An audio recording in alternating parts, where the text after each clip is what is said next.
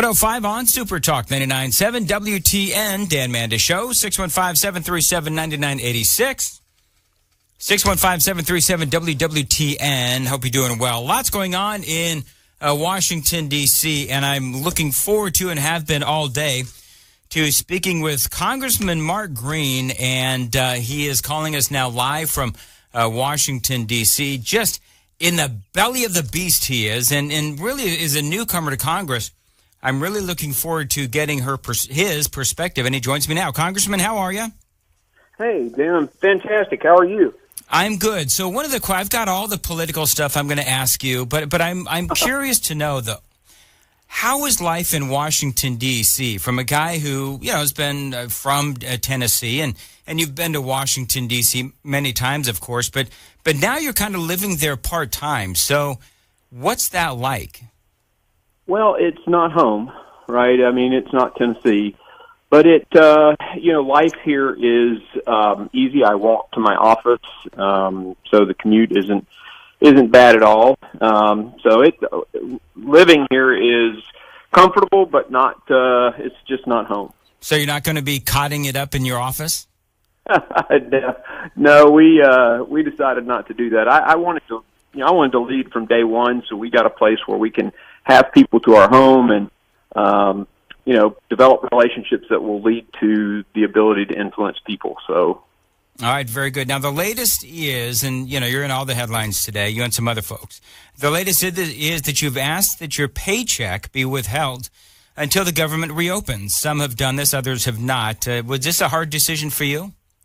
Oh, no, it was just the right thing to do. I would feel terribly guilty, getting paid during this time. So we just opted not to do it. So what's the feeling on Capitol Hill? We're in the midst of a government shutdown. We know that party leaders and President Trump are sniping at each other. But how about the rank and file? Are you speaking to Democrats much? And how about fellow Republicans? Again, we know where Pelosi and Schumer stand. We certainly know where President Trump stands. What about the rank and file? I think for the most part, on the Republican side at least, we don't want to, we don't want to back down because we recognize that it's a crisis. I mean, it is an absolute crisis. Last year, 3,700 plus terrorists, or known or suspected terrorists, were apprehended crossing the southern border. We've had a 71% increase in fentanyl in 1 year coming across the southern border. Gang members, 6,000 plus gang members. I mean, it is a national crisis of national security, law enforcement, human trafficking, humanitarian crisis with all these families that are, thousands of children are allowed to come unaccompanied by their parents across, several countries, and the atrocities that happen to them. And it's all because they're incentivized by an open border. And, Pelosi and crew, they'd rather have an open border than they would an open government. They've agreed to this amount of money before, and, of course, they just don't want Trump to get a win. And that's what it's all about for them. For us, it's about national security and all those other things that I said. So on our side, our concern is let's stand firm. Let's get it right for the American people. They're sick and tired of, us or the Congress and Washington not working. So I think the Republicans are ready to make a stand on this. Well, what's interesting, sir, is that you said that Democrats simply don't want to give President Trump a win, and you are absolutely right. One of the things I thought was interesting, and I was talking about this before in the last hour, where the Nancy Pelosi, she was in with a meeting with the Trump administration, and she, they were talking about all of the various things that you just said. And Nancy Pelosi apparently got up and said, well, I reject your facts. It's like, well, that's awfully convenient to reject facts. But, if you don't want to buy the fact about the terrorists, then we can buy the fact about the drugs. If you don't want to buy the fact about the drugs, we can buy the fact about the gang members. If you don't want to buy the fact about the gang members, then we can go to human trafficking. In other words, it's not just about terrorism. It's about all of these various things. And so what are you hearing from constituents back here at home? Are they wanting the wall built? Oh, absolutely. But, first, before I go to kind of what the constituents want, a Pelosi-like Democrat has never met a fact that got in the way of what they wanted to make happen. That's just who they are by definition. Yeah. That type of Democrat. And I'm not saying all Democrats are like that, but that type of Democrat, they don't care about the facts. In terms of what our constituents are asking from me, they want a wall, and they want us to not blink. And, the emails, the calls are all don't blink, stand firm, and, that's what we're doing. Yeah, one of the interesting conversations that folks have been having is, what does Donald Trump's base want? What does the core want? Because we know that, Trump's approval rating, I think, is still around 45, 46, 48%, somewhere around there. And so that's I think nationally. Nationally. In our district, Dan, it's way higher than that. Oh, is it? Okay, very good. So nationally, the president, he needs to make sure that the core of his support, the base of his support, are feeling like they've been heard. And so I think so far from what I'm hearing at the president, he's saying, okay, well, it's not going to be a concrete wall. It's going to be a steel wall. I think I understand what the president is trying to do, is he's trying to, at the very least, make it seem like, even if the wall doesn't get built, he's trying to make it seem like he is fighting tooth and nail to get the wall built. And I think that as long as he puts up a pretty good fight against the Democrats, then I think he'll be able to maintain that support. What I know about our president, if he's saying, okay, now it needs to be steel, it's because he knows that's the best wall. I don't know that he's, maybe some could perceive that as some kind of a concession, and therefore let's go make a deal. And I think Senator Coons actually made a comment about that. This is an improvement, which that's great. But, our president's going to do what's best for our border security. That's what I believe. And so if it's steel, then it's steel. Yeah. You said one of the first pieces of legislation you wanted to introduce, Congressman Mark Green, by the way, joining us here on WTN.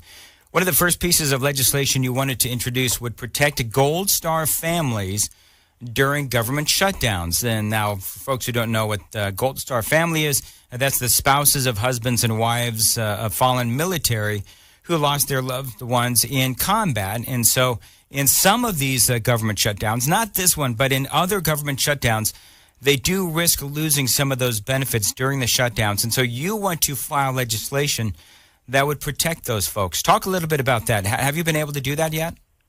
Yeah, we're actually drafting up the legislation now. My legislative director is working on that, and we talked about it today a little bit. That and the other, I have actually two bills that we're writing right now. The first one I'll drop will be the one on Gold Star wives, and it's just consistently, it's consistent for me. My first bill in the Tennessee State Senate was, a pro-veteran bill.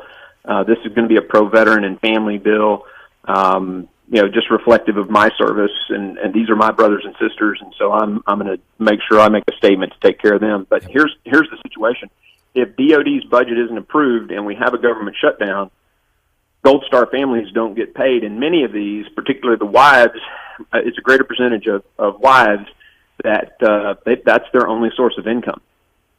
And we are basically stopping that for a person whose spouse made the ultimate sacrifice for our freedom.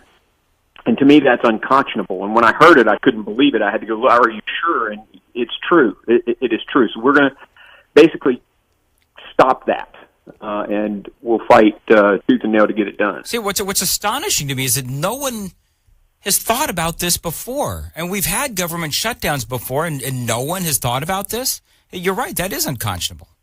It's unconscionable, and we're drafting the legislation right now to get it fixed. You're also talking about divisiveness in Washington, D.C., and you're suggesting the lawmakers start some sort of like a Reagan O'Neill club where the left and the right would have a drink together. Can that happen in today's Washington, D.C. without people throwing shot glasses at each other? Well, I spoke at our freshman conference over the weekend. We had a training conference where they teach you how to file bills and all of this stuff. And so as the class president of the freshmen, I got up and talked, and the class president for the freshman Democrats got up and talked. And conciliatory collegiality was the theme of the night. And my comment was, let's label ideas, let's not label people. So, for example, I have friends that I disagree with all the time, but I'm not out there calling them names. I may call their idea a name, and we may argue about it, but I just want to have a little bit of influence on this place, and I want our freshman class, which, by the way, is almost 1/4 of the House. Yeah. I mean, we are almost 100 in a 435-member body, so that's going to create a culture shift. And so if we can just tell, hey, everybody agree today we're going to label an idea, but we're not going to label people, maybe we can start, and then, of course, socializing together. I mean, if you disagree with a friend, you don't blast them, you blast the idea. So hopefully we can lead some cultural change in this body and make a difference. Well, I don't know, sir. Was Alexandria Ocasio-Cortez in that meeting? Because she's out there calling Trump a racist, and she knows for a fact he's a racist. Yeah. Well, yeah, I think she was actually at the dinner. Apparently she wasn't listening. She was probably on social media, not paying attention. Yeah, that's a bad idea. One of the things and it's interesting you say that. So you're talking about this cultural shift. Maybe it's a generational shift there within Congress. But I do find it interesting because we know that the party leaders are battling back and forth. And you have what I would say would be a very good idea, which is don't call people names. You can criticize their legislation, but why come out there and say, these very nasty things, like, for example, calling the president and, by extension, Republicans racist?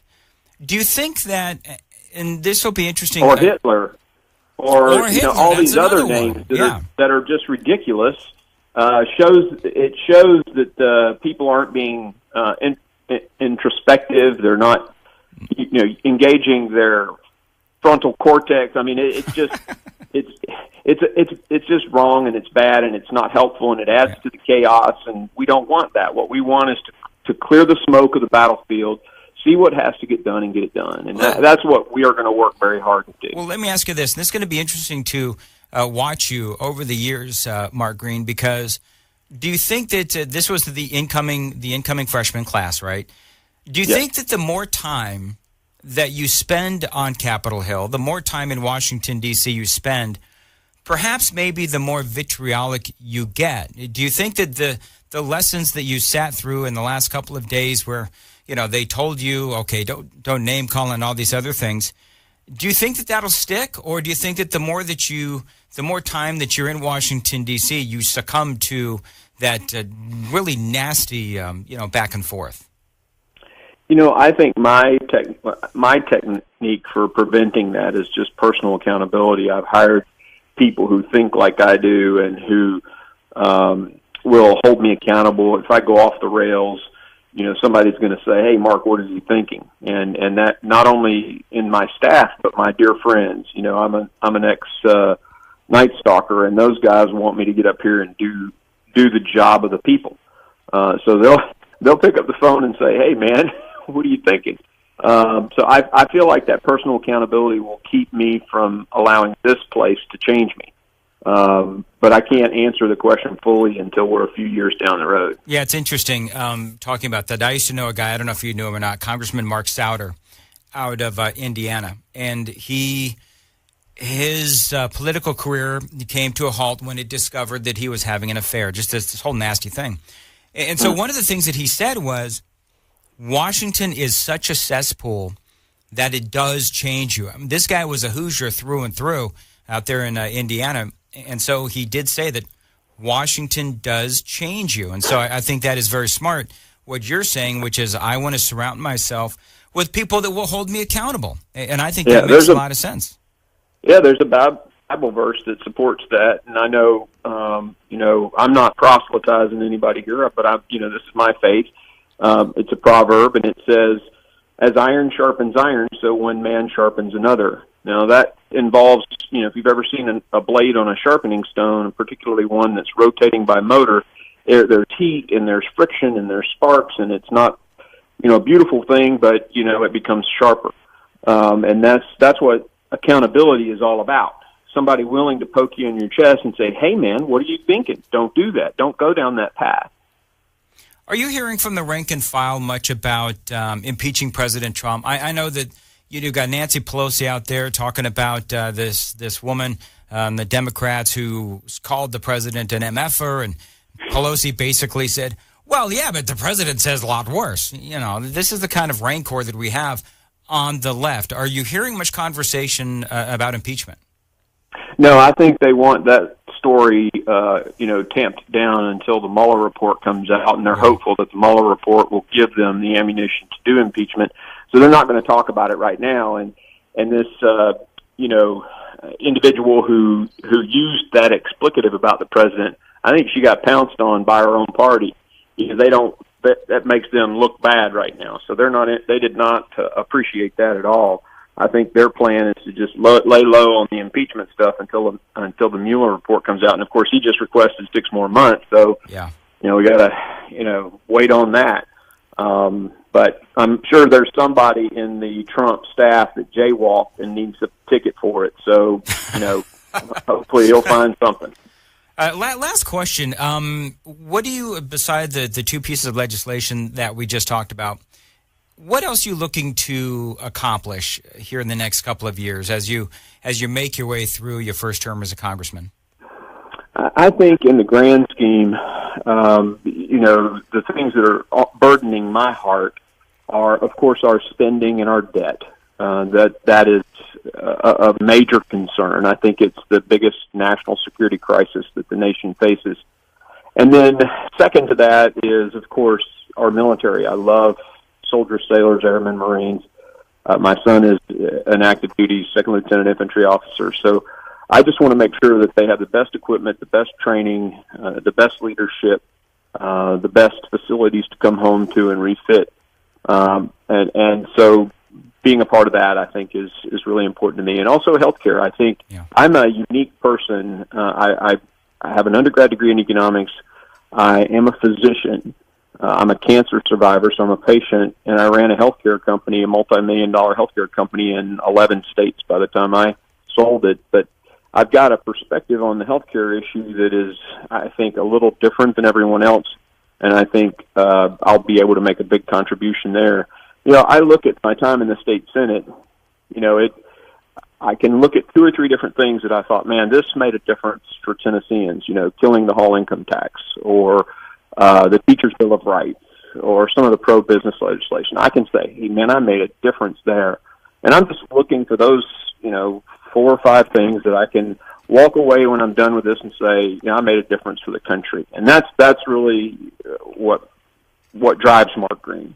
All right, and we'll leave it there, but thank you very much, and we'll be watching, and I can't wait to see what difference you can make for us here in Tennessee, and you have a great afternoon. It's 1:23 on Super Talk 99.7 WTN.